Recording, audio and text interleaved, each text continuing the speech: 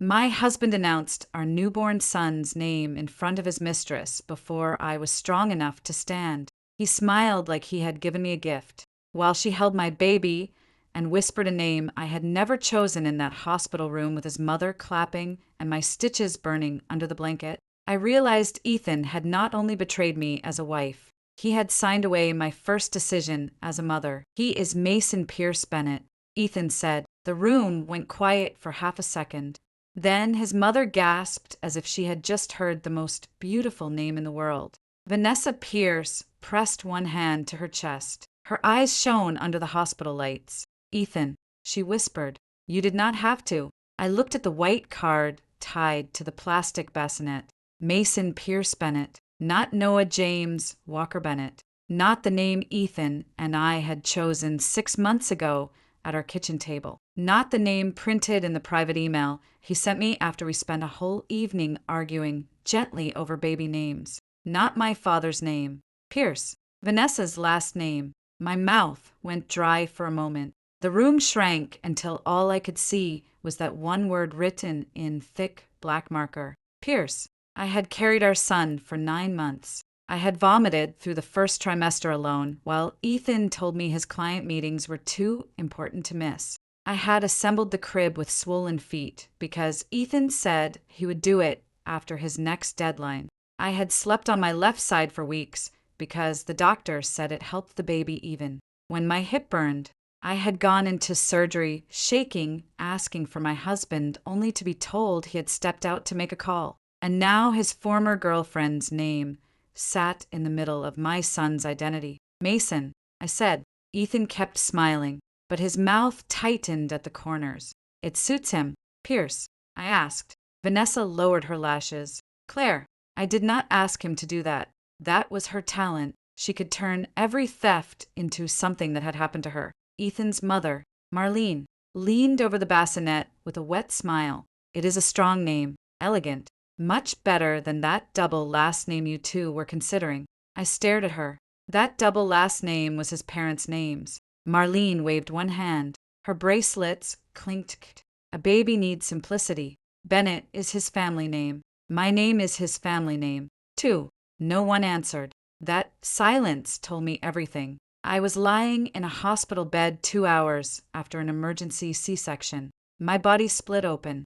My blood still staining the thick pad beneath. Me and the Bennett family had already decided the child belonged to them. Ethan looked toward the door as if hoping a nurse might walk in and rescue him from the discomfort of my voice. Claire, you are exhausted. Let's not turn this into a fight. I almost laughed a fight. He had brought a fight into the room wrapped in blue ribbon and handed it to me as if I were rude for noticing. I turned my head slowly toward Vanessa. She stood beside the bassinet in a cream coat that looked too expensive and too soft for a hospital. Her hair was curled. Her makeup was perfect. She had come dressed for photographs. Why are you here? I asked. Her lips parted. Ethan answered for her. She came to support us. Us. His jaw flexed. Me. She came to support me. Marlene clicked her tongue. Claire, do not be cruel. Vanessa has been through enough. There it was again, the sentence that had been following me for months. Vanessa has been through enough. Vanessa had been through infertility. Vanessa had been through a broken engagement years before Ethan married me. Vanessa had been through depression, loneliness, career pressure, bad luck, fragile feelings, difficult anniversaries, and whatever else Ethan needed to mention. Whenever I asked why his phone lit up with her name at midnight, Vanessa had been through enough. So I was supposed to be endless, endlessly patient, endlessly generous, endlessly quiet. I looked at Ethan. Where is Noah James? His face hardened. We talked about this. No, we talked about Noah James Walker. Bennett, you wrote it down. You agreed to it. That was before. Before what? He glanced at Vanessa. It was quick. Too quick for anyone who did not already know to notice. But I noticed before she asked. Before she cried. Before she told him it was hard watching another woman have the life she lost. Before he decided my son could become her consolation prize. Marlene folded her arms. Names can change. You should be grateful Ethan handled the paperwork while you rested. My body went cold. Handled what? Paperwork. Ethan stepped forward. the hospital worksheet. I did not sign the name form. You were asleep. My fingers tightened around the blanket. What did you say? He lowered his voice. Do not do this right now. What did you sign? It is not a legal certificate yet. It is just the hospital process. I confirmed the name. You confirmed the name while I was asleep. I am his father. The sentence landed like a slap behind him. Vanessa looked down at the baby. The expression on her face was not guilt. It was hunger dressed as tenderness. Then she reached into the bassinet. I pushed myself up too fast. Pain tore through my abdomen. White sparks flashed across my vision. Do not touch him. Vanessa froze with both hands hovering near my son. Ethan spun toward me. Claire, do not touch my baby. He is not just your baby. He snapped. I looked at him. Really looked at the man who once brought soup to my apartment when I had the flu. At the man who proposed under a maple tree in October because he knew I loved fall. At the man who cried when the pregnancy test turned positive, pressing his forehead to mine and promising he would be there for every step. Then I looked at the man standing in front of me now. Same face, different soul. Vanessa whispered, maybe I should go, but she did not move. Marlene rushed to comfort her. No, sweetheart, you did nothing wrong. Sweetheart, I had been married to her son for 4 years. I had spent every Thanksgiving cleaning her kitchen while she corrected the way I sliced apples. I had transferred money when she said the property tax bill surprised her. I had sent flowers for every birthday, every surgery, every one of her headaches that became family emergencies. She had never called me sweetheart. My son stirred in the bassinet and made a tiny sound. The sound brought me back to myself.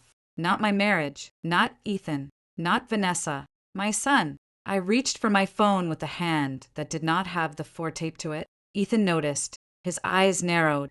What?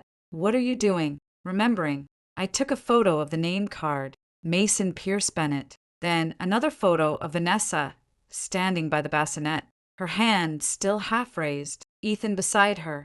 Marlene with one hand on Vanessa's shoulder. Marlene snapped. That is unnecessary. No, I said, it is very necessary. Ethan stepped closer. Claire, stop. I looked at him over the top of my phone. Or what? He inhaled sharply. Good. Let him hear himself before he answered. He did not. Instead, he reached for the baby and lifted him from the bassinet.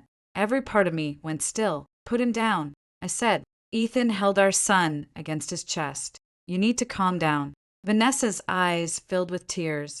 Ethan, maybe this is too much for her. For her. As if I were the intruder. As if my pain were the disruption. As if she had not walked into the room where I bled and decided she had a claim. I held out my arms. Give me my son. Ethan did not move. He is my son, too, he said again. The door opened before I could answer. A nurse stepped in. She was in her late 40s with tired eyes and a badge that read Leah Moss when she paused in the doorway, taking in the room. Me sitting up too straight with my face drained white. Ethan holding the baby. Vanessa crying.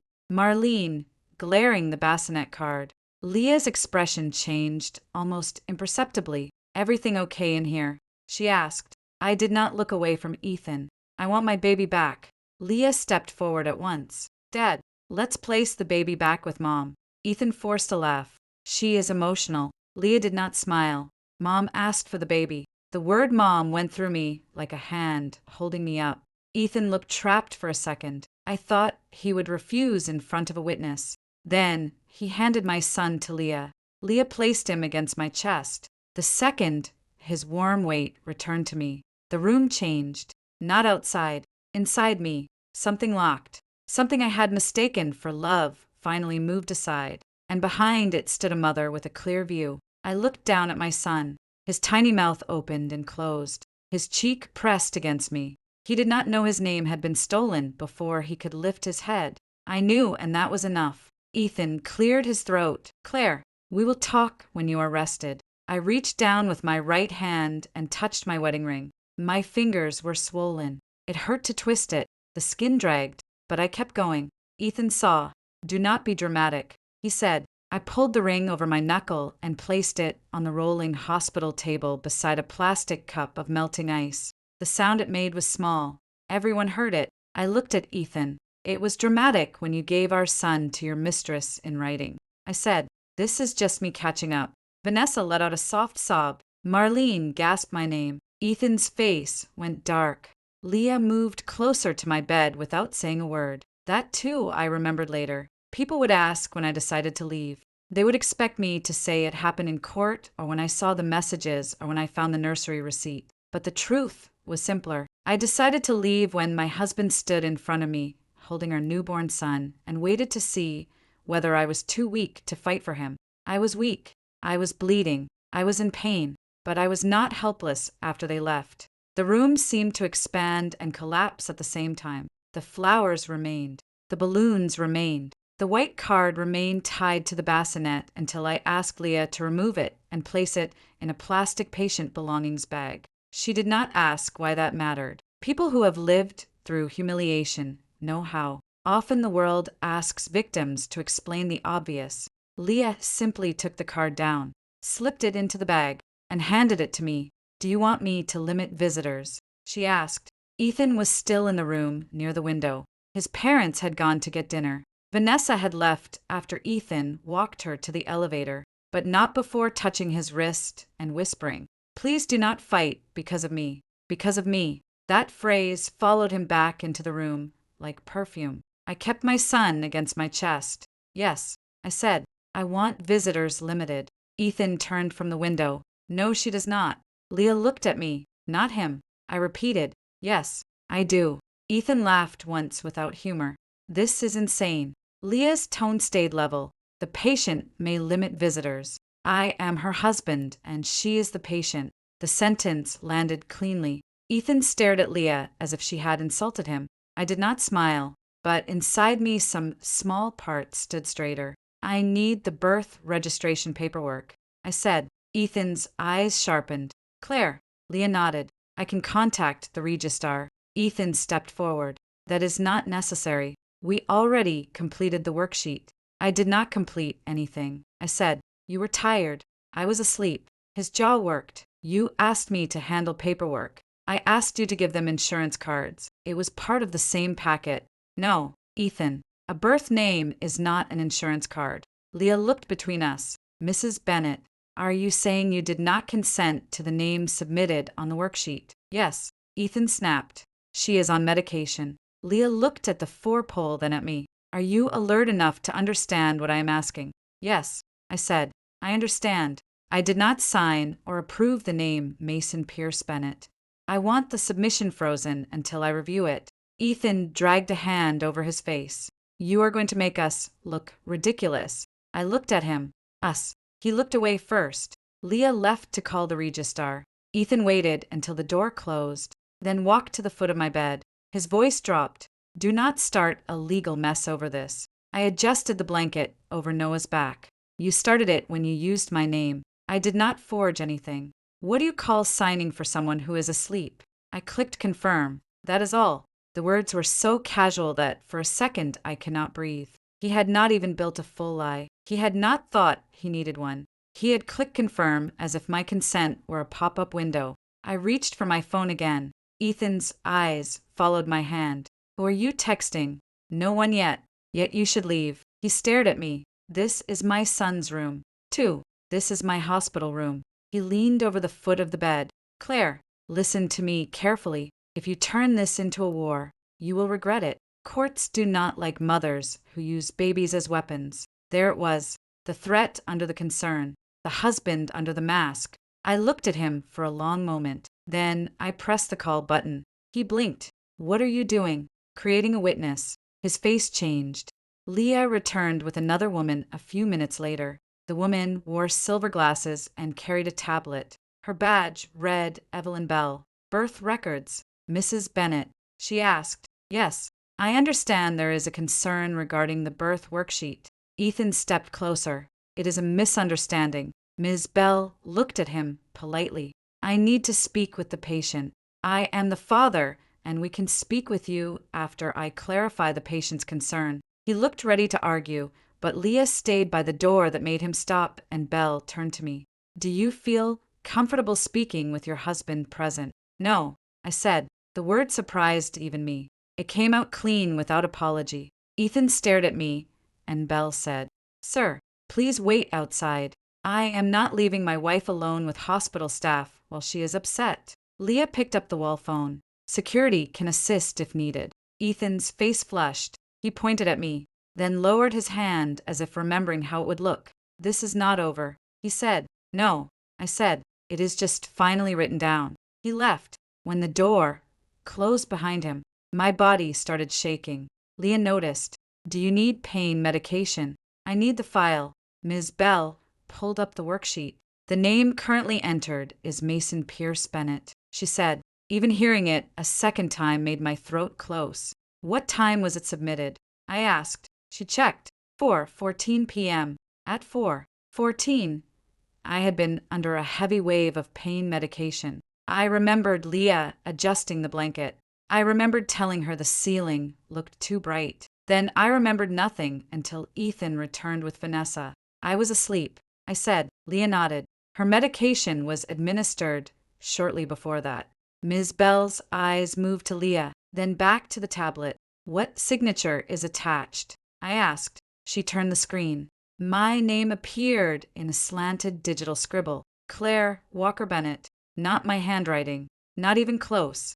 My real signature had a long W in Walker, a habit I had picked up from my father. This one looked like someone dragging a finger across glass while impatient. "That is not mine," I said. Ms. Bell's face became serious. "The worksheet has not yet been sent to the state office. It is queued for morning submission. If you dispute it, we can place a hold pending review." "I dispute it. I can give you a written statement form." "Yes." Leah brought a tray so I could write against it. My hand trembled as I held the pen. Pain made my fingers clumsy. My abdomen pulled every time I leaned forward. Noah slept against my chest, his tiny body rising and falling under my chin. I wrote slowly. "I, Claire Walker Bennett, dispute the birth registration worksheet submitted under my name. I did not review, approve, or sign the selected name, Mason Pierce Bennett. At the time of the electronic signature, I was recovering from surgery and under medication. I request an immediate hold on submission, pending correction." At the bottom, I signed my real signature, Claire Walker Bennett. The W rose like my father had taught me. Ms. Bell took the form. "I will file this immediately. Can anyone change it again?" "Not without review now." I nodded. Leah asked, "Would you like Mr. Bennett allowed back in?" "No." Again, the word came easier. "No visitors except hospital staff unless I approve them." Leah nodded. "I will update the chart." When Ethan found out he could not return, he texted me, "You are humiliating me in front of strangers." I looked at the message. Then I saved a screenshot. He sent another. "You are acting like I hurt the baby." I gave him a name. That is all. Another screenshot. A third message came. "Vanessa is devastated. She thinks you hate her because she cannot have children." I stared at the phone until the letters blurred. Then I typed one sentence. "You used my signature while I was unconscious." I did not send it. I deleted it. Nora Ellis had once told me, "Never explain yourself to someone who is collecting your words to use against you." Back then, I thought she was cynical. Now I opened my contacts and found her name 3 months earlier. I had met Nora in a coffee shop after finding a message on Ethan's phone. "Vanessa, sometimes I think if things had gone differently, that baby would have been ours." "Ethan, do not say that. It hurts too much." I had been 5 months pregnant. I had not slept that night. Nora had listened and said, "You may not be ready to leave. That is your choice. But if you stay, keep records quietly, safely without warning him." I had kept records. Not enough, I thought then, but enough to begin. I typed with one hand. He used my electronic signature while I was unconscious and gave our son Vanessa's last name as a middle name. He also may have added her to hospital paperwork. I am still admitted. I need help now. Nora replied in 4 minutes. "Do not argue. Do not sign anything. Ask the hospital to freeze all filings. Preserve every message. I am coming." I read it twice. Then I looked down at my son. "Your name is Noah," I whispered. I do not care what he wrote. Noah made a small sound in his sleep as if answering outside my room. Ethan knocked once. Claire, he called through the door. Open the door. Leah's voice answered from the hallway. Sir, you need to step away from the patient's room. He lowered his voice, but I still heard him. She is my wife, Leah said. She asked for privacy. A pause. Then his footsteps retreated. I sat in the dim room, holding my son with my wedding ring still on the table, and the disputed name card sealed in a plastic bag for the first time all day. I understood the shape of the fight. Ethan thought this was about a name. Vanessa thought this was about her grief. Marlene thought this was about family pride. But for me, it had become very simple. Someone had used my weakness as an opening. I was going to close it. Nora arrived before Ethan's apology did. That told me everything. She came into the hospital room wearing a navy coat, low heels, and the focused expression of someone who did not confuse emotion with weakness. Her hair was pulled back. She carried a leather folder and a phone charger. First, she said, placing the charger on my table, you will need this more than sympathy. I almost cried, not because the charger was kind, because it was practical. Everyone else had treated me like a storm. Nora treated me like a person inside a storm who still needed working tools. She washed her hands, looked at Noah in the bassinet, and softened for half a second. He is beautiful, she said. His name is Noah James. I said, then we will call him Noah James. No hesitation, no question, no compromise. I swallowed. Nora sat down and opened her folder. Tell me everything in order. So I did. I told her Ethan had missed the first hour after surgery. I told her Vanessa arrived with him. I told her about the name card, the announcement, the signature, the message, the visitor conflict, and the hold on the birth worksheet. Nora wrote without interrupting. When I finished, she asked, do you have proof of the agreed name? I opened my email. Subject, baby name final. Ethan had written it after dinner one night when I was 6 months pregnant and emotional over my father's old baseball cap. Noah James Walker Bennett works for me. Your dad would have loved it. I mean that the email looked like a relic from a dead civilization. Nora read it and nodded. Good, forward it to me. I did. Any text messages involving Vanessa? I hesitated. There is a particular shame in admitting you saved evidence before you were ready to use it. It feels like confessing you saw the cliff and kept walking. But Nora only waited. I opened the hidden album on my phone. Screenshots. Some were small things. Vanessa sending Ethan a picture of a baby blanket and writing, this would look sweet in a nursery. Ethan replying, Claire likes green, but I like your taste better. Some were worse. Vanessa, does she know? I still think about what our baby would have looked like. Ethan, please do not do this tonight. Vanessa, you are having a son with her. Do you know what that does to me? Ethan, I know. I wish I could make it easier. Vanessa, let me be part of something. Just one part. Ethan, I will. Nora's pen stopped. There, she said. That is motive. I stared at the screen. Motive again. A clean word for a filthy thing. Before I could answer, the door opened. Vanessa stepped in. She held a paper gift bag with tissue spilling out of the top. Ethan was behind her, looking irritated and tired. Marlene followed them, carrying a blue balloon that said, Welcome, Mason. Nora stood.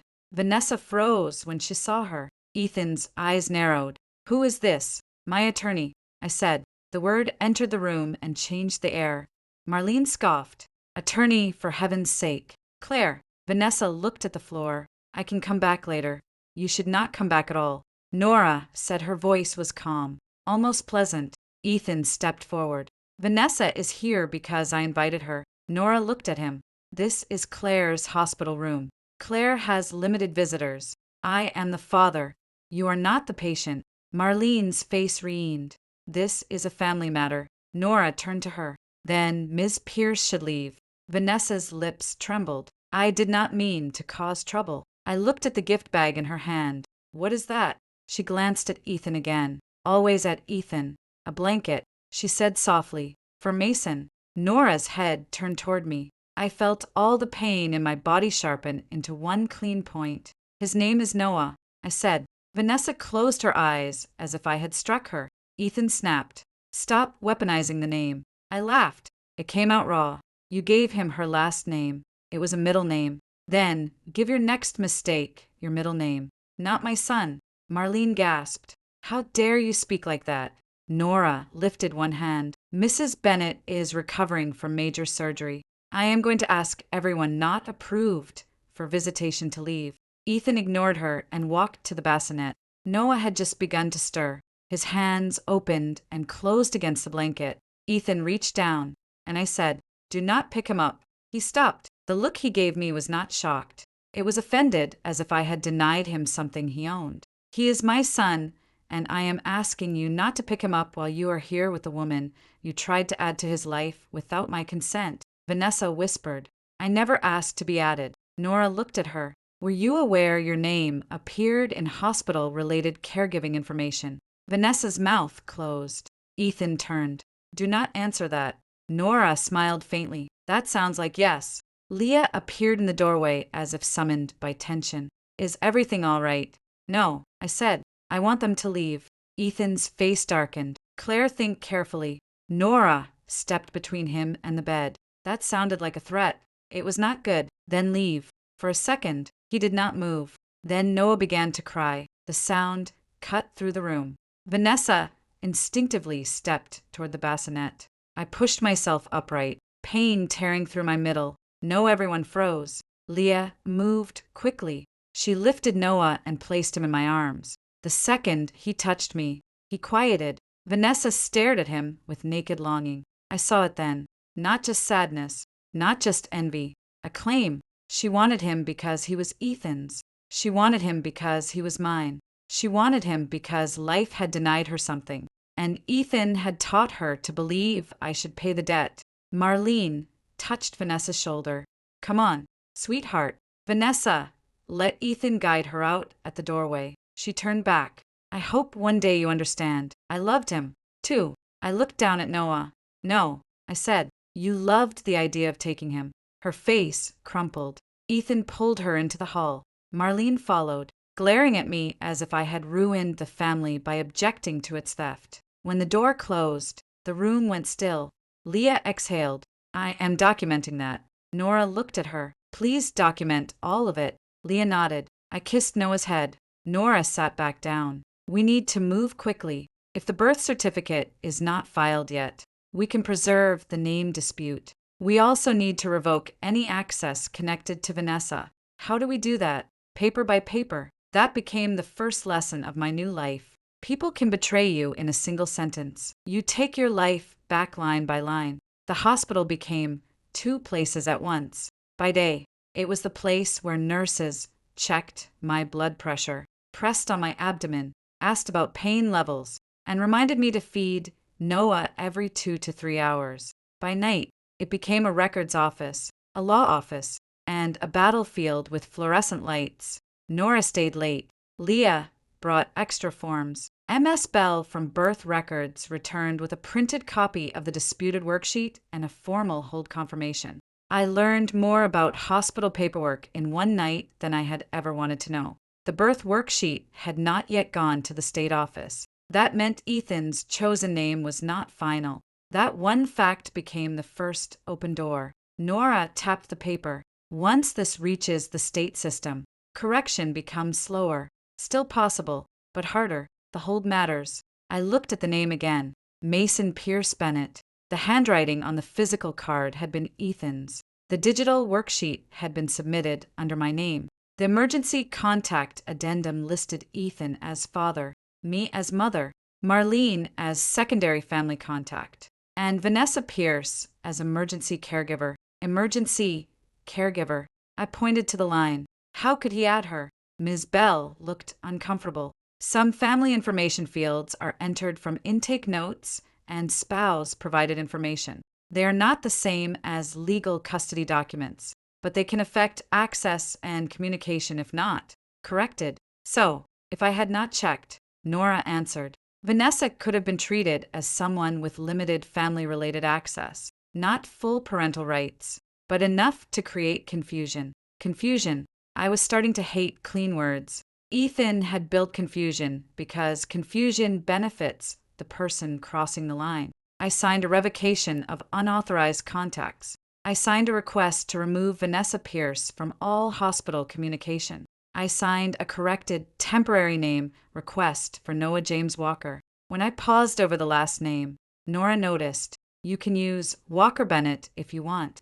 She said, "That was the original agreement." I looked at my son sleeping in the clear bassinet. Walker Bennett had once felt fair, a bridge between two families, but Ethan had burned the bridge and asked me why I smelled smoke. "Walker," I said. Nora nodded once. "Walker, it is." Ms. Bell entered the temporary correction into the hospital system. At 1:17 a.m., my son became Noah James Walker in his medical record. No balloons, no applause, no mistress crying prettily in the corner. Just a tired records Claire, a nurse witness, my attorney, and me holding a pen with a shaking hand. It was the most sacred naming ceremony I could have imagined. After Ms. Bell left, Nora asked, "Do you have somewhere safe to go after discharge?" I almost said home. Then I realized I no longer had one. The house Ethan and I shared had a nursery with green curtains and framed animal prints. My maternity clothes hung in the closet. The freezer was full of meals I had cooked before surgery because I knew I would be tired. The rocking chair sat by the window where I had imagined feeding Noah at sunrise. But Ethan had keys, Marlene had keys, and for all I knew, Vanessa had been invited to imagine herself there. 2. My father's apartment. I said. Nora looked up.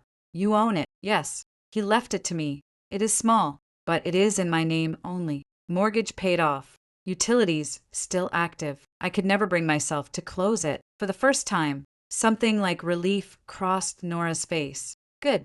Very good. I had kept that apartment out of grief. Now grief had become shelter. At 2005 a.m., while Noah slept after a feeding, Ethan sent a text. "You cannot keep everyone out forever." I screenshot it. Another came. "Mom is crying. Vanessa is sick over this. Are you proud?" Screenshot. Then a third message appeared. "By tomorrow, his name will prove I chose you." That meant something to her. Why can you not let anyone else have a little happiness? I stared at it. The room went very still. Nora, who had been drafting something beside me, looked up. "Claire." I turned the phone toward her. She read the message. Then she read it again. Her expression sharpened. "He sent that to the wrong person." She said, "Yes. Do not respond." "I know. Send it to me." I did. My hands shook afterward. Not because I was surprised by the content I already knew, but seeing it written stripped away his last excuse. He had chosen her, not accidentally, not under pressure, not because he misunderstood paperwork. He had used our son's name to prove something to another woman. I looked down at Noah. His eyelashes were dark against his cheeks. "What happens now?" I asked. Nora's voice softened by 1 degree.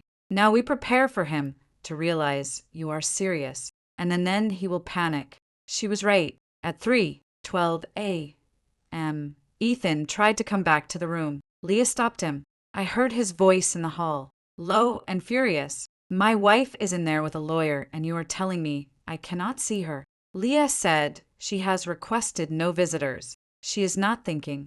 Clearly, she is alert and oriented. She just had surgery. "Yes, which is why you need to lower your voice." I closed my eyes once. Ethan's anger would have made me rush to smooth things over. I would have apologized to the nurse for him. I would have explained he was stressed. I would have asked him to come in so he did not feel excluded that night. I let him be excluded. It felt like learning a new language. At 4:30 a.m., my friend June arrived with a car seat, a duffel bag, and a face that looked ready to commit crimes on my behalf. She stopped in the doorway when she saw me. "Oh, honey." I lifted one finger. "No crying." Her mouth tightened. She nodded. "No crying." Then she saw Noah. Her whole face changed. "He looks like your dad," she whispered. That almost undid me. My dad would have loved him. I said. June came to the bed and touched my hair. "Your dad would have hated Ethan." I laughed once. It hurt my incision. Probably. No, definitely. She looked at Nora. Tell me what to carry. I realized then that help feels different when it does not ask you to shrink. June did not ask if I was sure. Nora did not ask if I wanted to give Ethan one more chance. Leah did not ask why I was making things difficult. They looked at what had happened and treated my reaction as reasonable. That alone felt like rescue, not because they saved me, because they reminded me I was allowed to save myself. I left the hospital at dawn, not in secret, not in panic, not like a woman stealing away with something that did not belong to her. I left with discharge papers, a pediatric clearance, a corrected hospital name record, a visitor restriction report, a pending birth registration hold, a lawyer beside me, and my son strapped safely into a car seat. June had installed twice because she did not trust the first installation. The distinction mattered later. Ethan would call it kidnapping. Marlene would call it cruelty. Vanessa would call it proof that I hated her more than I loved my child. But the paperwork told a different story. I was the mother. I had been medically cleared. No custody order existed. Noah had been discharged into my care. Ethan had been informed by counsel that communication would go through legal channels. Facts do not always stop lies, but they give you ground to stand on when lies arrive.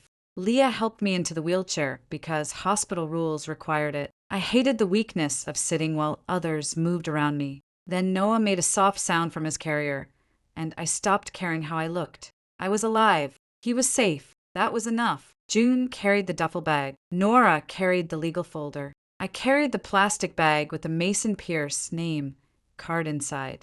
I did not know why I wanted it with me. Maybe because it was evidence. Maybe because it was proof. Maybe because one day when I doubted whether it had truly been that bad, I would need to see the ugly thing in writing. As we moved down the hallway, we passed the waiting area where Vanessa had stood the day before. Empty chairs, a vending machine humming, a janitor changing a trash bag, morning light beginning to press against the windows.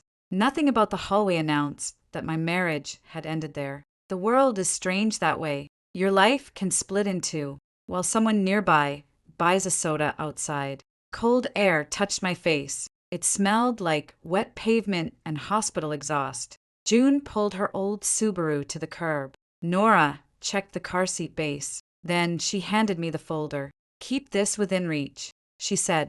"If Ethan or anyone in his family shows up, you do not argue. You call police if needed. Then call me. Will police understand? They understand paperwork better than feelings. Show the discharge papers, the hospital dispute, and my emergency filing receipt." I nodded. My phone buzzed. "Ethan." I did not answer. It buzzed again. Then again. Nora held out her hand. "May I?" I gave her the phone. She changed his calls to silence, but left texts enabled. "We want written communication." She said Ethan's message arrived before she handed it back. "Where are you?" Another. "The nurse said you left." "What the hell does that mean?" Another. "Where is Mason?" I stared at that one. Nora watched my face. "Do not answer emotionally." "I know. Do you want me to draft?" "No." I took the phone and typed. "Noah was legally discharged into my care. Do not contact me by phone. All communication regarding the child must go through Nora Ellis or the court-approved channel when established." I showed it to Nora. She nodded. I sent it. Ethan replied almost instantly. "His name is Mason." I looked at Noah in his carrier. His little hat had slipped over one eyebrow. His mouth was open. I did not answer Ethan. Instead, I opened my contacts and changed his name from Ethan Husband to Ethan Bennett. Then I opened our shared location app and turned mine off. Then I opened the banking app 4 years. I had been the quiet engine behind our home. Ethan earned more some months, less others. His consulting work came in waves. I had the steady paycheck, the benefits, the retirement deductions, the habit of paying before being asked. I transferred money into the joint account every month. Mortgage overflow, utilities, groceries, Marlene's short-term help, Ethan's client expenses, a 000 small leaks I had called marriage. I stopped the scheduled transfer. The app asked if I was sure. Yes, for once. An app respected consent better than my husband had. I changed my personal account password, my email password, my hospital portal password. the baby registry, password. Then I saw it under registry, collaborators. Claire Bennett, Ethan Bennett, Vanessa Pierce. My entire body went cold. The registry had been private. It had our address, due date, baby items, notes about what we had already purchased. I clicked her name added by Ethan Bennett. Date 5 weeks earlier. 5 weeks. While I was washing tiny honesties and writing thank you cards, Vanessa had been inside the digital map of our baby's life. I took a screenshot, then I removed her. When we reached my father's apartment, the sky had turned pale. The building was old brick, 3 stories with a front door that stuck in winter. My father had bought the apartment before the neighborhood became expensive. He used to joke that it was his one lucky decision besides having me. June helped me up the stairs, slowly. Every step pulled at my incision. Nora carried Noah because I needed both hands on the railing at the door. I paused. I had not slept here since Dad died. The key turned with a familiar scrape. Inside the apartment smelled faintly of dust, wood polish, and cedar. The furniture was exactly where I had left it. Brown couch, round kitchen table, bookshelves built by my father's hands. A framed photo of us at Coney Island when I was 8, both sunburned and laughing. June set down the bags. Nora placed Noah's carrier on the table. I stood in the doorway, suddenly unable to move. I had thought coming here would feel like defeat. Instead, it felt like someone had left a light on for me across years of grief. I walked to Noah and unbuckled him. My body protested, but I lifted him anyway. Then I stood under my father's photo. "This is your grandfather," I whispered. His name was James Walker. He would have called you brave before you could even hold your head up. Noah yawned. June turned away quickly, pretending to inspect the kitchen. Nora looked at her phone. "Ethan has contacted my office 6 times already. Yes, he is using words like unstable, abduction, and postpartum episode." I closed my eyes. Of course, he had taken my consent. Now, he would take my sanity if I let him. Nora's voice stayed even. "That is why we document your discharge was lawful. Your medical notes show alertness. The hospital placed the record hold based on your statement and timing. Leah's notes support your account. Stay calm. Feed the baby. Rest when you can. Rest." The word almost seemed cruel. But after Nora left to file the emergency petition, and June made toast I could barely swallow, and Noah fell asleep in the bassinet my father had once built for a neighbor's child, I sat on the couch and looked at my phone. Ethan had texted again. "I am at the hospital. The room is empty. Where's my son?" I did not answer. Another message came. "Claire, this is not you." I looked around my father's apartment, at the dust, at the old books, at the legal folder on the table, at my son sleeping under the name I had restored before sunrise. Then I whispered to the quiet room, "No, Ethan, this is exactly me." Ethan discovered the empty hospital room with the mason balloon in his hand. I know because Leah documented it in the incident report. That report became one of my favorite pieces of paper, not because it was dramatic, but because it was precise. At approximately 6:27 a.m., Mr. Ethan Bennett arrived at the maternity desk carrying a balloon arrangement with the name Mason printed on one balloon. Mr. Bennett requested access to patient Claire Walker Bennett's room. Staff informed him the patient, an infant, had been discharged. Mr. Bennett became visibly agitated and demanded location information. Staff declined to provide private discharge details. Mr. Bennett stated the patient was unstable and had taken his son. Security was notified but not required to remove him as Mr. Bennett left after approximately 11 minutes. 11 minutes. That was how long Ethan stood in the aftermath of his own choices before deciding I was unstable. Not hurt, not betrayed, not a mother acting to protect her child. Unstable. It would have wounded me more if it had surprised me. By 800 a.m., my phone was full. "Ethan, pick up. Ethan, where are you? Ethan, my mother is hysterical. Ethan, Vanessa has not stopped crying. Ethan, you are scaring everyone. Ethan, if you hurt him because you are angry at me, I will never forgive you." That last one made me sit perfectly still. Noah was asleep in the portable bassinet beside the couch. June was in the kitchen opening cabinets and muttering about the lack of groceries. My body hurt with the deep, dull ache of surgery and milk coming in. And Ethan had put in writing that I might hurt my child. I took a screenshot. Then I typed slowly and carefully. Do not accuse me of harming my child again. Noah is safe. Further communication must go through counsel. I sent it to Nora first. She replied, "Good send." I sent it. Ethan responded, "His name is Mason. Stop doing this." I saved it. June came in with tea. "Do you want me to take the phone?" "No." I said, "I need to see it." "Why?" "So I do not forget." She sat across from me. "You are allowed to forget some of it." "No, not yet." Because that was the danger. I knew myself. I knew the woman I had been in marriage. Give me 3 quiet days. One decent apology. One memory of Ethan rubbing my feet during the 2nd trimester. And I could soften the edges of what he had done. I could start naming cruelty as confusion. I could begin wondering whether I had overreacted.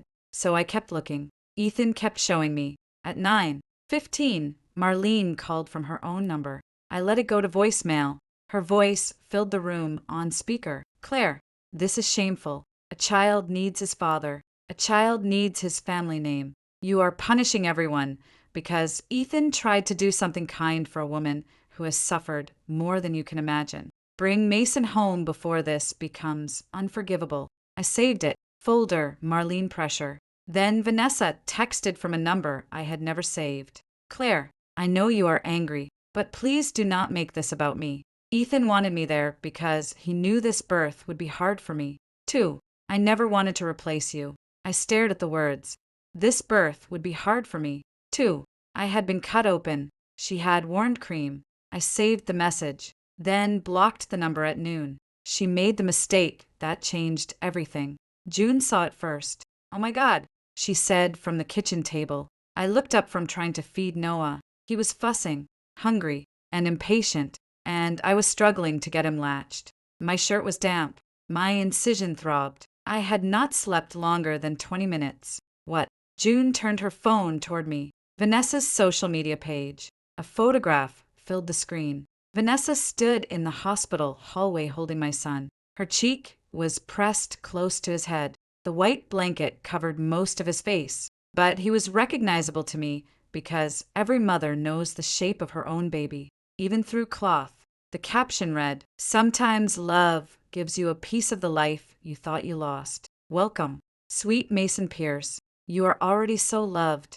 Below it, Marlene had commented with 3 blue hearts. Ethan had written, "He is lucky to have you in his life." For a moment, the apartment disappeared. There was only the photograph, her hand on his back, her cheek near his head, her name in his caption, her fantasy dressed up as love for everyone to applaud. June said my name, but I could not answer. I placed Noah carefully in the bassinet. Then I went to the bathroom and threw up into the sink, not from disgust alone, from rage, from pain, from the physical violence of being erased while still bleeding. When I came back, June had already taken screenshots. I got the post, the caption, the comments, the timestamp, and her profile. I nodded. "Send them to Nora." "Already did." I looked at my friend. She lifted her chin. "I am useful in a crisis." I almost cried. Nora called 9 minutes later. "I have the screenshots." She said, "Do not comment. Do not message Vanessa. Do not post anything." "I will not."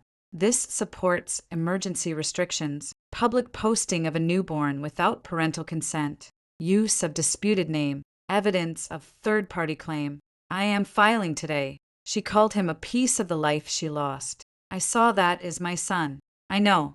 Nora's voice softened. "Claire, listen to me. The court will care that you acted to protect him while they acted to display him." That sentence steadied me. Protect versus display. Yes. That was the difference. By evening, the post was gone too late. We had printed it. June and I sat at my father's kitchen table while Noah slept in short bursts. We made folders with sticky notes, name agreement, disputed signature, Vanessa access, hospital witness, social media, family pressure, financial records.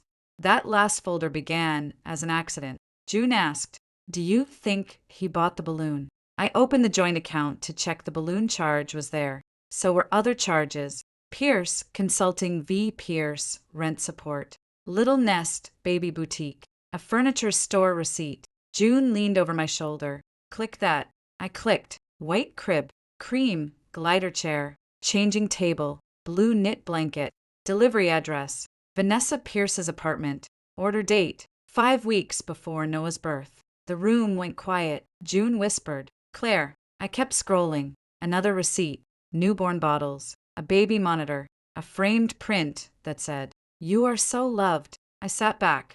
The name was not an impulsive gesture. The hospital was not the start. Ethan had been preparing a place for Vanessa to play mother with my child that night. After Noah finally fell asleep on my chest, I opened Ethan's newest email subject. "Stop before you destroy us. Claire, you are turning one bad decision into a war." Vanessa had no bad intentions. She has been emotionally connected to this pregnancy because I leaned on her when you shut me out. If you had made space for what I was going through, none of this would have happened. I read the last sentence 3 times. If you had made space, there it was, the whole marriage in one line. His betrayal was my failure to accommodate it. I forwarded the email to Nora. Then I opened a blank note and typed my first private sentence since leaving the hospital. "I will not raise my son in a house where love means surrendering pieces of yourself until someone else feels whole." I saved it.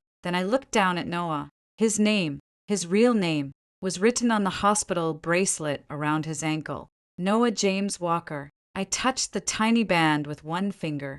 Ethan had thought he could make me disappear from my own child's story.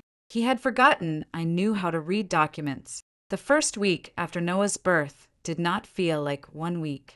It felt like one long day broken by feedings, legal calls, pain medication, and messages from people who had suddenly discovered opinions about motherhood. Ethan's sister Rachel sent one cautious text. "Mom says you left the hospital without telling anyone. Is Noah okay?" I looked at the message for a long time before answering. "Noah is safe. I left legally after discharge." Ethan used my signature without consent and attempted to give Noah Vanessa's last name as a middle name. "I am handling this through an attorney." Rachel did not reply for 20 minutes. Then I did not know that. Of course, she did not. Marlene had a talent for building a family story before facts arrived. Later that day, Rachel wrote again. "Can I help?" I did not trust the offer fully. Not yet, but I wrote. "Do not repeat anything to your mother that would help." She replied, "I understand." That was the first crack in the Bennett wall. Nora's office became my second shelter. June drove because I was not supposed to. I sat in the back with Noah, one hand on his carrier, the legal folder beside me. The city moved outside the car. Windows like another life. People carried coffee, walked dogs, waited at crosswalks, laughed into phones. I wanted to scream at them. Do you know a woman can give birth on Monday and fight for legal control of her child by Friday? But everyone already knows their own version of that sentence. Nora met us at reception and took one look at me. "You look like you need to sit down." "I need a new body." That too sit first. Her conference room had a large table, 3 chairs, and a view of another office building. It smelled like coffee and paper. Nora spread the evidence in front of us. "We are building a sequence," she said. "Courts like sequences. They show intention." She arranged the documents. First, the agreed name email. Second, the message history between Ethan and Vanessa about being part of the baby's life. Third, the hospital worksheet with the disputed signature. Fourth, the medication record showing I had been under post-surgical medication. Fifth, Leah's note that I asked for the baby back and objected to Vanessa's presence. Sixth, the emergency caregiver entry. Seventh, the social media post. Eighth, the baby furniture receipts. Ninth, Ethan's email blaming me. Nora tapped the last one. This helps show he is still rationalizing the behavior. June snorted. "Can we make a folder labeled Audacity?" Nora did not smile, but her eyes warmed. Informally, "Yes." I looked at all the papers. "Is it enough for emergency temporary orders?" It is strong for final custody. It starts the record, but we have to be careful. He is the father. Courts do not remove parental access because a husband is a terrible husband. I know. So, we focus on decision-making boundaries, third-party interference, and consent, not the affair. The affair matters only where it touches parenting. Here, it touches everything. That was the part that made my story different from a simple betrayal. If Ethan had cheated, it would have broken me, but he had gone further. He had tried to write Vanessa into our son's life before our son could even open his eyes. Nora slid a document toward me. Emergency petition. Read before signing. I read every word. Temporary, primary physical custody. No unsupervised access until hearing. No contact between Vanessa Pierce and the minor child. No public posting of the child. All communication through counsel. Preservation of the child's name as Noah James Walker pending court review. My eyes stopped there. Noah James Walker. There it was in legal language. Not a whisper in a hospital room. Not a mother's private correction. A request to the court I signed. Nora notarized. June fed Noah a bottle while I cried silently into a tissue because my body had betrayed me and leaked through my shirt during a custody filing. No one made me feel ashamed. That afternoon, Ethan received the emergency motion. I knew because my phone stayed quiet for almost 2 hours. Then he emailed subject. What are you doing? Claire, you filed court papers against me. I am your husband. I have never been a danger to my son. You are letting a lawyer poison you because you are jealous of Vanessa.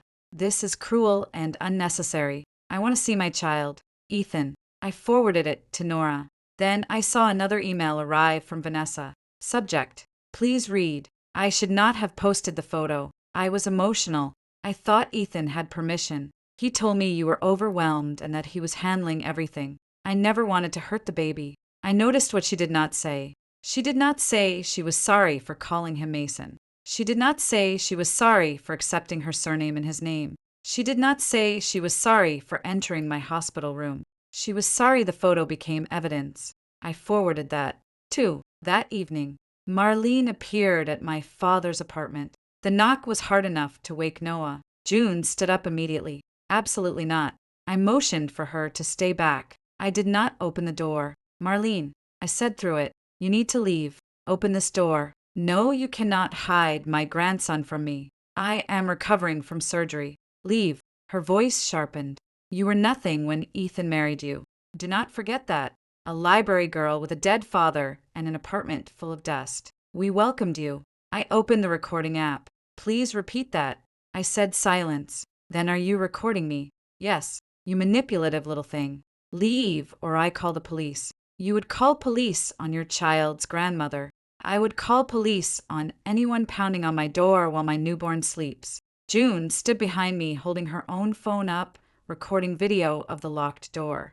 Marlene said, "You're going to regret humiliating this family." No, I said, I regret joining it. Her footsteps retreated. I saved the recording. June whispered, "That was incredible." My knees were shaking. No, I said that was overdue. Later that night, after Noah's 2:00 a.m. feeding, I sat in the rocking chair my father had kept by the window. The street lights painted gold lines across the floor. I thought of my marriage, not the big betrayals, the small rehearsals. Ethan correcting me in front of his mother and calling it a joke. Ethan telling me Vanessa needed emotional support and I needed to be mature. Ethan spending joint money without discussion because he was better with strategy. Ethan saying, "You always make everything about fairness," as if fairness were a flaw. Noah stirred against me. I pressed my cheek to his hair. "I am sorry I let so much happen before you got here," I whispered. "But I promise I am awake now." Outside a car passed. Inside my phone lit up with one new email from Ethan. Subject, I miss you. Claire, I know you are angry, but I miss my wife. I miss us. Come home and let me fix this privately before strangers decide our son's future. I looked at the word privately. That was what he wanted. Private meant no witnesses. Private meant no records. Private meant he could make me cry in the kitchen and call it communication. I forwarded the email to Nora without replying. Then I put the phone face down. My son's future would not be decided in the dark. Family court did not look like justice. It looked like beige walls, vending machines, tired parents, fluorescent lights, and lawyers carrying folders thick enough to hold other people's disasters. I arrived with Nora on one side and June on the other. Noah slept in his carrier, wrapped in the blue blanket Vanessa had not chosen. My incision still hurt if I walked too fast. My milk had leaked through 2 layers that morning. I had cried in the shower because I could not lift my arms long enough to wash my hair properly. But when I entered the courthouse, I stood straight, not because I felt strong, because Ethan would be looking for weakness. He was already there. So was Vanessa. She sat beside him in a black dress, hands folded, eyes red but makeup perfect.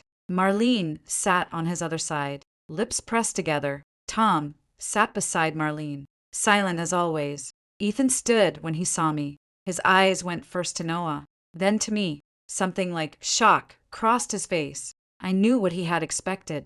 A wreck, a trembling postpartum woman with wild hair and accusations. A version of me that could be dismissed. Instead, June had braided my hair. Nora had told me to wear gray because it read calm. I held my folder like a shield and my son like a truth. Ethan stepped toward me. Nora moved half a step forward. That was all. He stopped. Claire, he said, can we talk for 1 minute?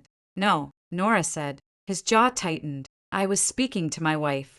Your wife is represented. Vanessa looked down as if this wounded her personally. Marlene whispered something to Ian.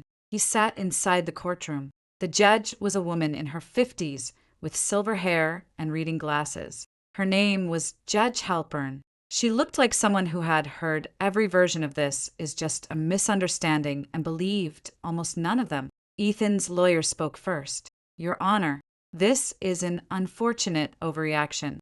During an emotional postpartum period, my client, Mr. Bennett, completed hospital paperwork for his son while his wife was recovering. A disagreement arose over the child's name.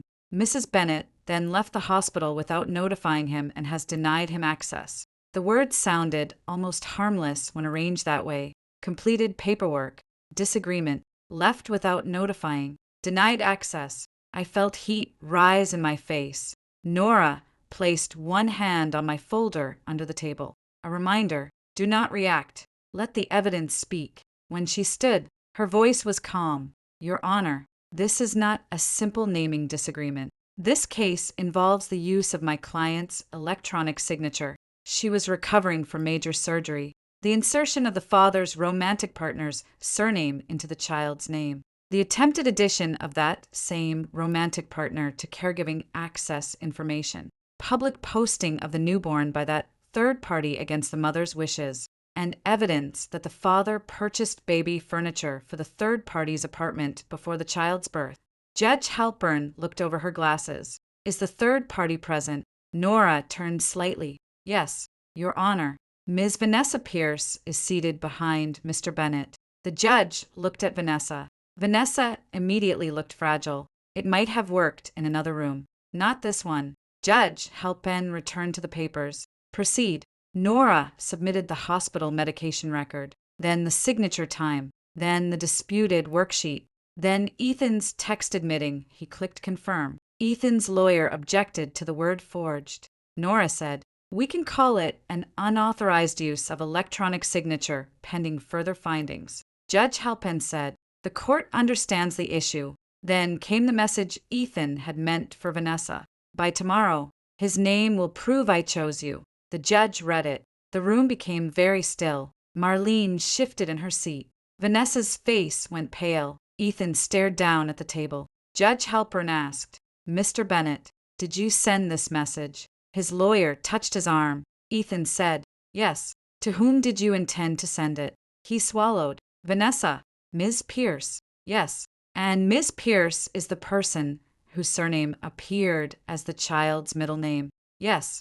The judge paused. There are silences that punish harder than shouting. This was one of them. Nora then submitted Vanessa's social media post. Sometimes love gives you a piece of the life you thought you lost. Judge Halpern read the caption aloud. I stared at the table. Hearing those words in court made them uglier.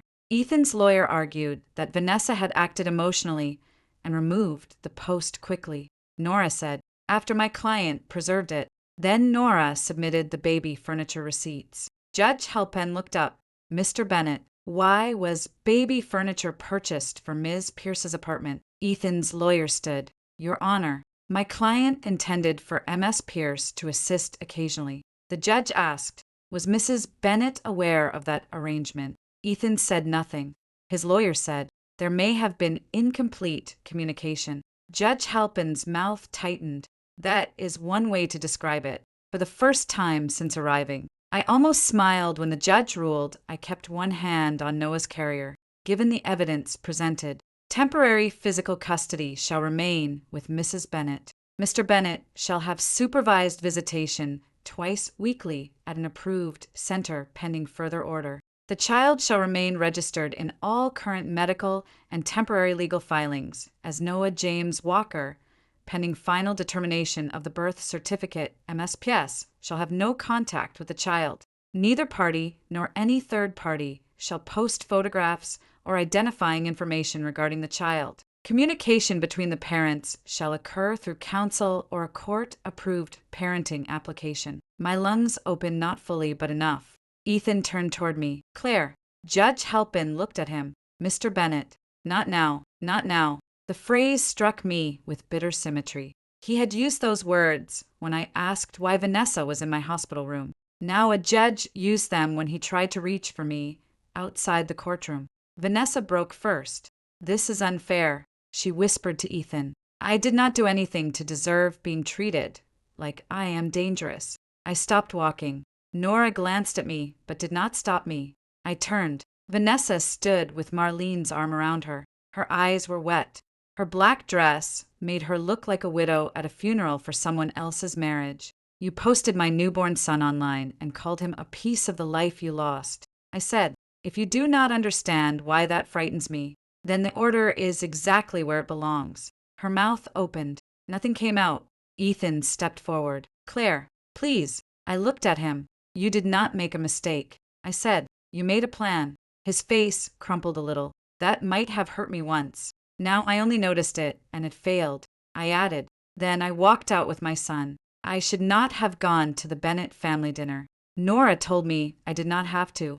June told me it was a trap. My body told me to stay home, take pain medication, and sleep for 90 consecutive years. But Marlene left a voicemail that changed my mind. Claire, she said, her voice tight with injured dignity. This has gone far enough. Ethan is humiliated. Tom is devastated. Rachel is confused. Vanessa is being punished for caring too much. If you have any decency left, you will come to dinner Sunday and speak to us face to face. Do not bring the baby if you are going to use him as a weapon. Come alone and prove you are not afraid of the truth. I played the voicemail twice. June said, absolutely not. Nora said, legally. You do not need to attend personally if you go record where lawful. Bring documents. Do not eat or drink anything. You do not open yourself and leave the moment they escalate. June stared at her. That was not a no. Nora looked at me. Claire is allowed to decide how much truth she wants to deliver in person. I wanted to deliver all of it, not because I needed their approval, because the Bennett family had built a version of me in my absence. Unstable Claire, jealous Claire, cruel Claire, the woman who stole a baby from his father because she could not tolerate another woman's sadness. I could live without their love. I refused to live inside their lie, so I went alone with a folder. The Bennett house looked exactly as it always had. White columns, polished brass door knocker, perfect lawn, seasonal wreath. The kind of house that trained people to trust appearances and punish anything messy enough to be true. Ethan opened the door. He looked tired. His shirt was wrinkled. His eyes moved over my face with a hunger I did not like. You came, he said. I said, I would. I did not think you would. I know you have made a habit of underestimating me. He flinched good inside. The dining table was set for 8. Marlene sat at one end, stiff as a queen. Tom sat beside her, silent. Rachel stood near the fireplace, arms folded, looking uncomfortable. And Vanessa sat beside Ethan's empty chair. Of course she did. She wore a soft blue sweater. No jewelry. Minimal makeup. The performance had changed from grieving widow to humble penitent. Marlene stood. Thank you for coming. I am not staying long. That depends on whether you can listen. No. I said it depends on whether you can tell the truth. Rachel looked down quickly. Ethan pulled out a chair. Claire, please sit. I sat across from Vanessa. No one touched the food. Marlene folded her hands. We need to end this ugliness. I agree. For one foolish second, relief flickered over her face. So I opened my folder. That is why I filed for divorce. Ethan went completely still. Marlene's hand hit the table. You will not. I already did. I slid a copy of the filing across the table. Ethan did not touch it. You filed without talking to me, he asked. I looked at him. You renamed our son without talking to me. That is different. Yes, I said. Mine was legal. Rachel made a small sound under her breath. Marlene pointed at me. You are tearing apart this family. No, I am leaving the place where my consent was treated as decorative. Vanessa spoke for the first time. Claire, I never wanted your marriage to end. I turned to her. Then why did you accept a nursery? Her face drained. Marlene frowned. What nursery? I took out the receipts and placed them one by one on the table. White crib, cream, glider chair, changing table, baby monitor, delivery address. Vanessa Pierce. Tom leaned forward. What is this? He asked Ethan. Ethan rubbed his face. It was not a nursery. Rachel picked up the furniture receipt. It says crib. It was just in case Vanessa helped. Helped with whose baby? Rachel asked. No one answered. I placed the social media post beside the receipts. Vanessa holding Noah. The caption, sometimes love gives you a piece of the life you thought you lost. Marlene's face shifted. It was subtle, but I saw it for the first time. The story did not look the same from her side. Vanessa began to cry. I was grieving. I looked at her. You were shopping. Ethan said my name like a warning. I ignored him. I pulled out the text messages. Vanessa, I just want one part of him that feels connected to me. Ethan, you will have more than one part. I promise. I placed them in front of Tom. His hand shook when he picked them up. Ethan, he said quietly, what the hell did you do? Marlene snatched the paper, read it, and turned pale. Vanessa whispered, I was in pain. So was I said, but I did not try to take someone else's child. She sobbed harder. The old me would have felt cruel. The new me recognized strategy. Ethan stood. Enough. You came here to humiliate us. No, I came here because your mother asked me to prove I was not afraid of the truth. I looked at Marlene. So here it is. I placed the final document on the table. The hospital's signature log, the medication record, the disputed electronic signature. Tom read slowly. Then he looked at his son. Did you sign her name? Ethan's mouth opened. Marlene said, Tom, this is not that simple. Tom did not look at her. Did you sign her name while she was recovering from surgery? Ethan whispered. I clicked confirm. Rachel covered her mouth. Tom closed his eyes. Marlene sat back as if the chair had moved beneath her. There it was, the sentence that stripped away every excuse. I clicked confirm. Not I misunderstood. Not Claire agreed. Not the hospital made an error. I clicked confirm. Ethan looked at me. I did not think you would leave. The room went quiet. That was the confession beneath the confession. He had believed I would stay. Not because he thought I was loved well, because he thought I was trained. I gathered my papers. Vanessa wiped her face. Claire, please, I know I crossed lines, but Ethan told me you did not even want him in the pregnancy. He said he felt alone. I looked at Ethan. He stared at the floor. I nodded once. Thank you, I said. Vanessa blinked. For what? For proving he lied to both of us. Her face crumpled. But this time I did not stay to study it. Ethan followed me to the foyer. Claire, wait. I kept walking. He reached for my arm. I turned so sharply he stopped before touching me. Do not. His hand dropped. I can fix this, he said. No, you do not mean that. I filed for divorce. I corrected our son's name. I removed your mistress from his access records. I am standing in your parents' hallway with a folder full of evidence. What part sounds uncertain? His eyes filled. I love you. For a moment.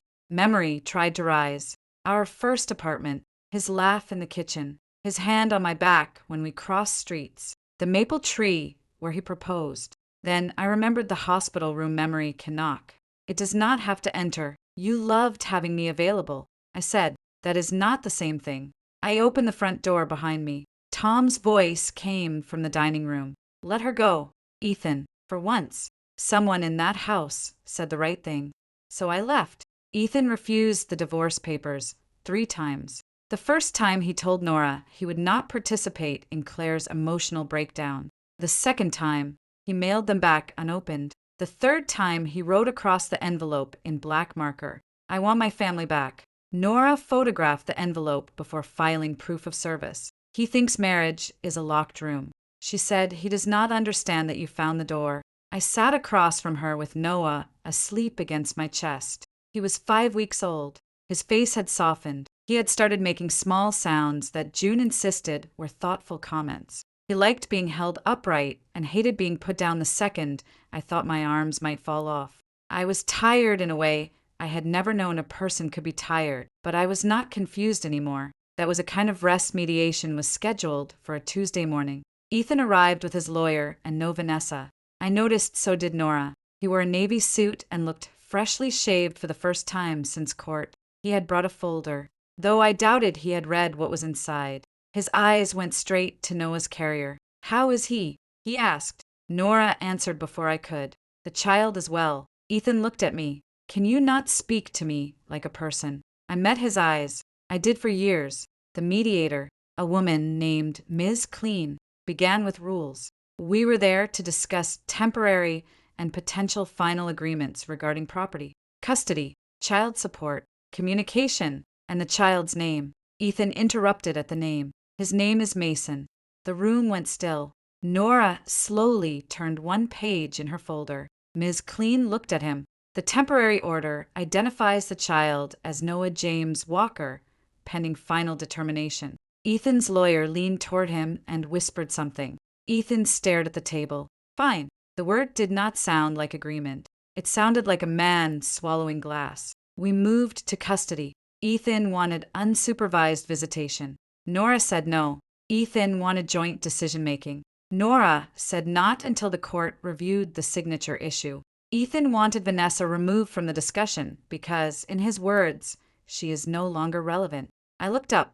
Are you still in contact with her? He hesitated. That was the answer. Nora slid a printed email across the table. It was from Vanessa to Ethan, forwarded anonymously to me too. Days earlier from an account I did not recognize. Nora suspected Vanessa herself had sent it because she was angry Ethan had begun calling her a liability. Ethan, you promised I would not lose him completely. You said Claire would calm down and we could still be part of his life. You told me Mason was the closest I would ever get to motherhood. Do not act like I invented this alone. The mediator read it. Ethan's lawyer closed his eyes briefly. I watched Ethan. He did not deny it. Instead, he said she was upset. I almost laughed. She was upset. So you gave her my son's name. His face tightened. I did not give her your son. No, you tried to give her pieces, a name and nursery access photos. Enough pieces to make her feel like she had a place. Ms. Klein looked from me to Ethan. Mr. Bennett, is Ms. Pierce still involved in your personal life?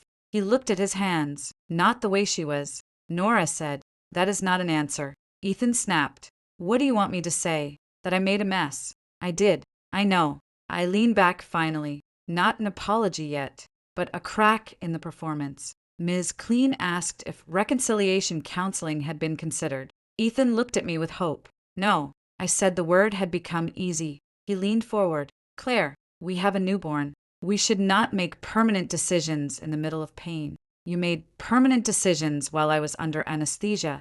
I said, I am sorry. No, you said you made a mess. That is not the same. He swallowed. I am sorry for what?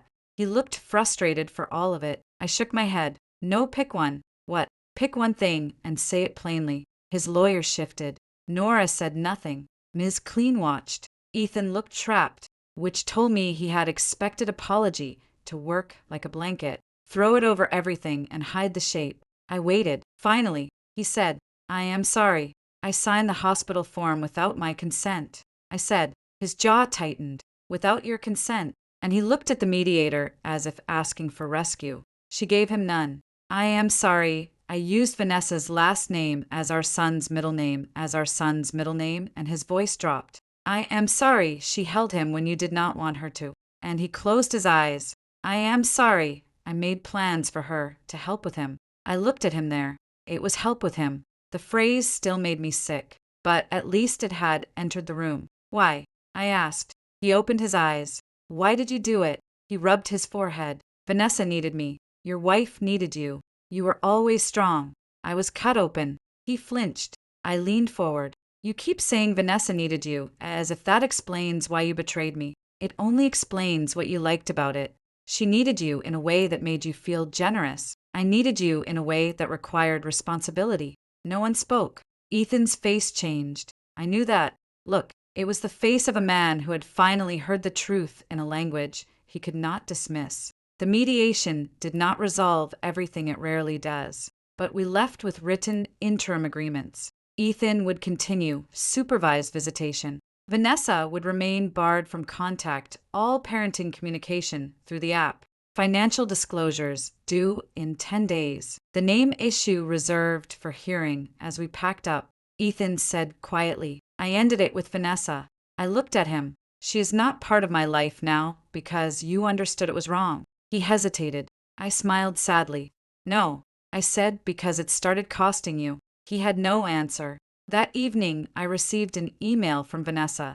Subject you should know. Claire, I am not asking forgiveness. Ethan told me things that were not true. He told me you were planning to leave after the baby. He told me you did not care what the baby was named. He told me giving the baby Pierce as a middle name was a private way to honor what he and I lost. I wanted to believe him because I wanted to matter. I know that does not excuse me. I should never have held your son. Vanessa, I read it while Noah slept beside me. There was a time when I would have replied.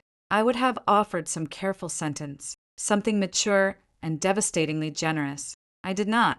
Vanessa's guilt was not another baby for me to hold. I forwarded the email to Nora. Then I closed my laptop. The final name hearing happened on a rainy Thursday morning. Noah was 7 weeks old. He had grown into his cheeks. His hair had darkened. He made solemn faces in his sleep and startled whenever June sneezed. He had begun to know my voice. Or maybe I only needed to believe that because every time I said his name, he settled. Noah, not Mason. Noah James Walker. I dressed him in a white hosey and a green cardigan June had knitted badly and proudly. One sleeve was slightly longer than the other. It gives him character. She said, he is 7 weeks old. Exactly. Start early. I laughed. It startled me. Laughter had begun returning in small, strange bursts, never when expected. Sometimes while sterilizing bottles. Sometimes when June insulted Ethan under her breath with shocking creativity. Sometimes when Noah made a face exactly like my father's old skeptical look. Healing did not arrive like sunrise. It came like a light flickering in a hallway you thought had no electricity. At court, Ethan arrived alone. No Marlene, no Tom, no Vanessa, just him, his lawyer, and a face that looked like sleep had become difficult. He saw Noah and stopped. For 1 second, something unguarded crossed his face. Love maybe or loss. The two can look similar when both arrive too late. How is Mason? He asked. Nora's head turned slowly. Ethan realized what he had. Said I looked at him and answered. Noah's fine. The court Clark heard it. So did his lawyer. So did the judge when Nora mentioned it 10 minutes later as part of a pattern of refusal to honor the temporary name. Ethan looked humiliated. I felt nothing that was new once. His embarrassment would have made me rush to soften the room. I would have protected him from consequences, even consequences he created. Now I let the silence do its work. Judge Halpen reviewed the evidence again. This hearing was narrower than the first. The court was not finalizing the entire divorce. It was deciding the birth record issue and confirming interim custody boundaries. Nora began with the agreed name. She submitted Ethan's email. Noah James Walker Bennett works for me. Your dad would have loved it. The judge read it.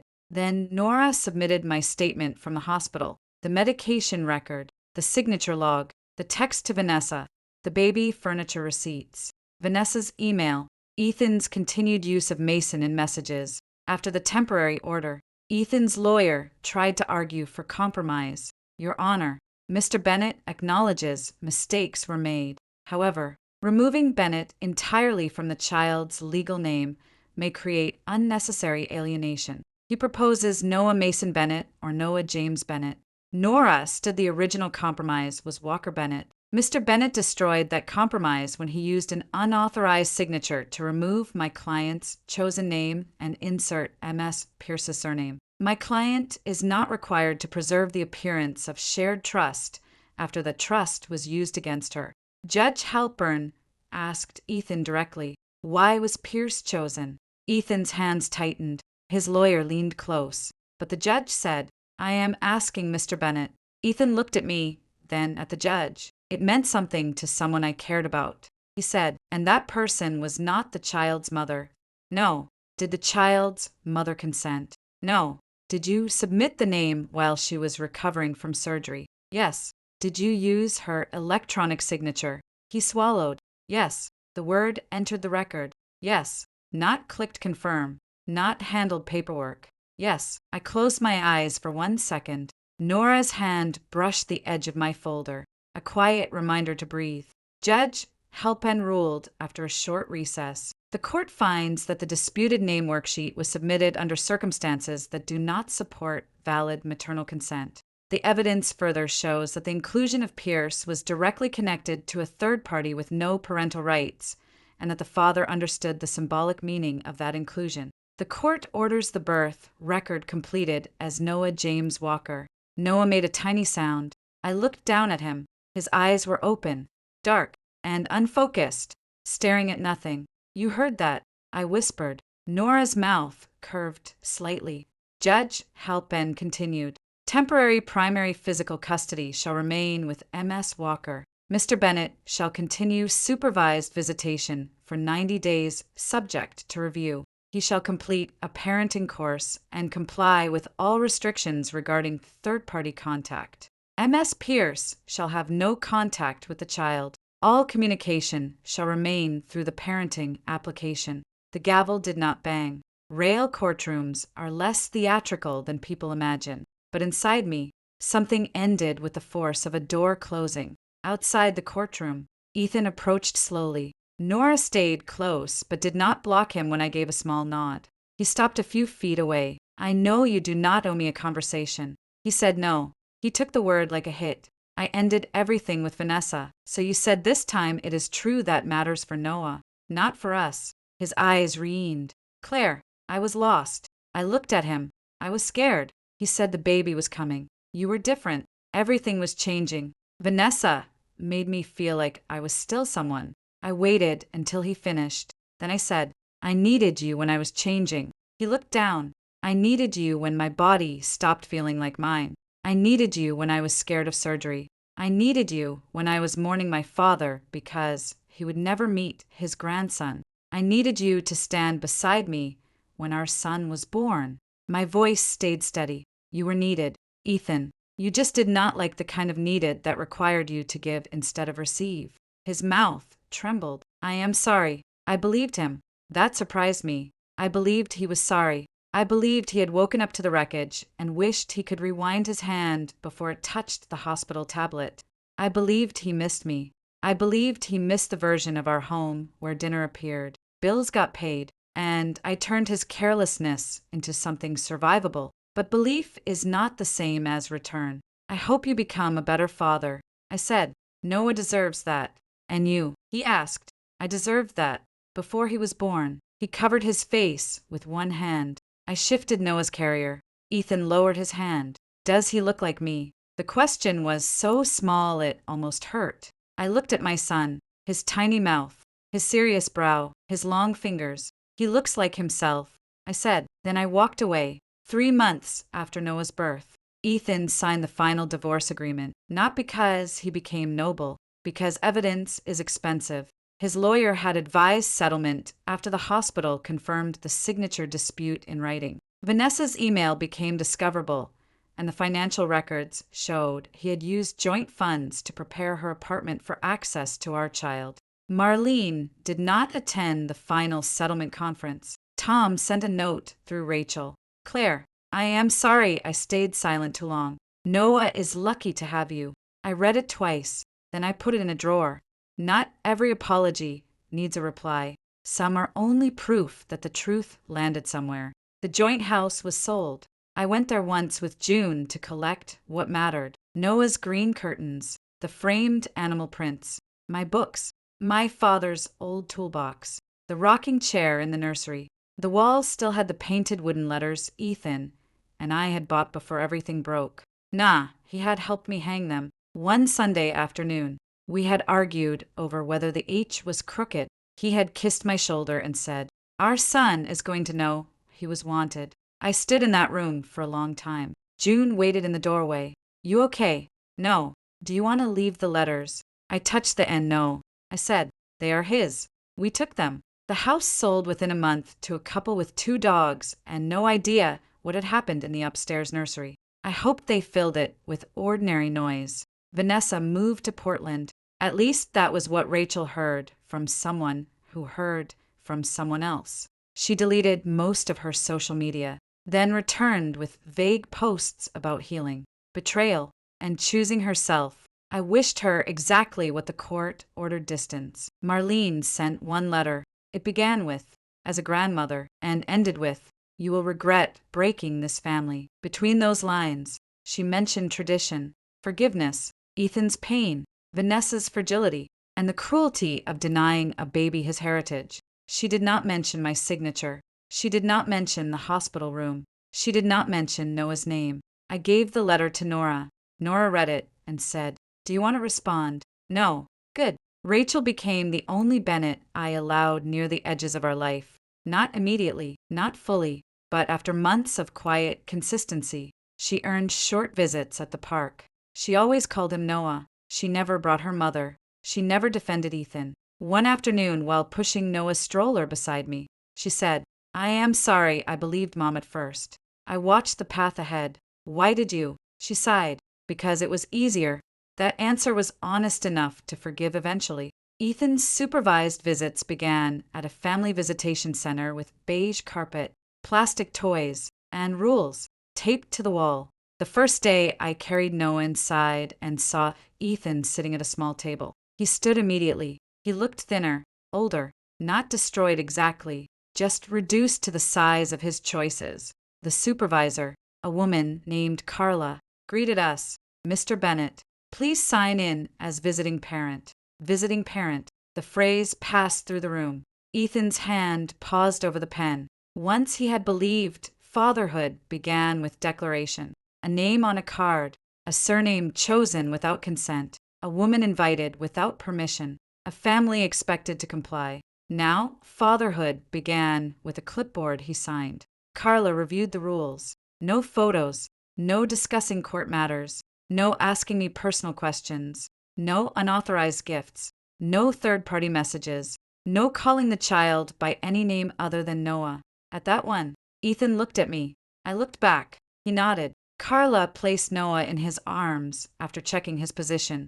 Ethan held him awkwardly at first. Too stiff, too high. Carla corrected him gently. Support his head. Slower bounce. Ethan obeyed. The old me would have helped him. The old me would have said, here, like this, and stepped close enough for him to smell my hair. Close enough for our hands to touch. Close enough for memory to pretend it was still alive. I stayed seated. Noah fussed. Ethan panicked. Carla coached him. He learned that was his work now, not mine. After 20 minutes, Noah settled. Ethan looked down at him and whispered something I could not hear. Then I heard the name Noah. Quiet, careful, correct. I looked out the window. The sky was bright blue. Nothing dramatic happened. No music. No final collapse. No public applause. Just a man in a supervised visitation center finally saying the name he should have protected. From the start, when the visit ended, Carla took Noah and brought him to me. Ethan stood. Claire. Carla remained close. I turned. I know I do not have the right to ask. He said, But do you ever think about who we were before all this? I adjusted Noah's blanket. Yes, hope moved across his face. I let it live for only a second. Then I remember she was exhausted from explaining pain to a man who only respected consequences. His eyes filled. I am trying, he said. Good try for Noah and for you. No, the word was not sharp. That made it final. He nodded slowly for the first time. Ethan Bennett did not argue with my boundary outside. June waited by the car with coffee and a look that said she would commit several felonies if needed. How did it go? She asked. He called him Noah. June exhaled. Good. I buckled my son into his car seat. He blinked up at me, serious and calm, one fist waving like he had something important to announce. Ready to go home. Noah James. He made a tiny sound. I closed the car, door gently. As June drove, I watched the visitation center shrink behind us. That building would be part of Ethan's life now. Sign-in sheets, scheduled hours, rules taped to doors, a supervisor sitting nearby. Not forever. Maybe if he became steady, if he respected boundaries, if he learned that being a father meant serving a child, not using one to heal his pride. But my marriage was not under review. That case was closed. At home, I hung the wooden letters above Noah's crib in my father's apartment. Nah, the H was still a little crooked. I left it that way that night. After feeding him, I stood by the window with Noah against my shoulder. The city hummed below. Somewhere Ethan was probably alone with his regrets. Somewhere Vanessa was rewriting herself into a victim. Somewhere Marlene was telling a version of the story where I had been cruel. Let them I no longer lived in rooms where other people's stories replaced my own. Noah sighed in his sleep. I pressed my lips to his hair. His name belonged to him. My life belonged to me. Ethan had wanted to prove he could choose another woman with my child's name. By morning, I had chosen my son. By law, I had restored him. By leaving, I had restored myself. And Ethan Bennett, who once believed I would forgive anything to keep a family together, finally learned the cost of making a wife feel like a stranger. She might take the child in her arms. She might walk out before sunrise. She might put every lie into a folder. She might stand in court and let the truth speak. And when he finally looked for the woman who used to soften every consequence, he might find only a closed door, a corrected birth certificate, and a son whose name no longer carried his betrayal.